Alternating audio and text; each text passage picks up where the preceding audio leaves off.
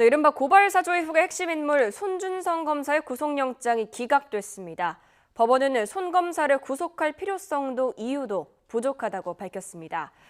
이제 공수처는 한 차례 소환 조사도 없이 무리하게 구속영장을 청구했다는 비판까지 더해지면서 수사의 차질이 불가피할 전망입니다.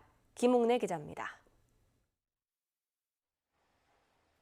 손준성 대구고검 인권보호관이 서울구치소 정문을 빠져나옵니다. 고위공직자 범죄수사처가 청구한 구속영장을 법원이 기각하면서 풀려난 겁니다. 현명한 결정을 해주신 사법부에 감사드립니다. 법원은 손 검사를 구속할 필요성과 이유가 부족하다고 판단했습니다. 법원은 수사 상황을 볼 때 손 검사가 증거를 없애거나 도망갈 우려가 있다고 보기 어렵고 앞으로 수사에도 성실임하겠다는 손 검사 측의 주장을 종합했다고 덧붙였습니다.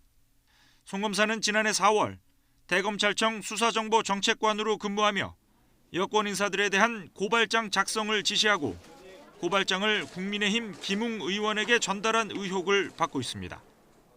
손 검사는 영장심사 과정에서 김웅 의원에게 메시지를 보낸 사실은 기억이 없다면서도 고소고발장을 SNS로 전달받은 일이 많았는데 대부분 일을 반송해왔다고 주장한 것으로 알려졌습니다. 누군가에게서 받았던 고발장을 자신이 반송한 것이 최종적으로 조성은 씨에게 전달된 것이란 취지의 주장인 겁니다. 이에 맞서 공수처는 손 검사의 증거인멸 가능성을 강조하며 범죄 혐의가 상당 부분 소명된다고 주장한 것으로 전해졌습니다.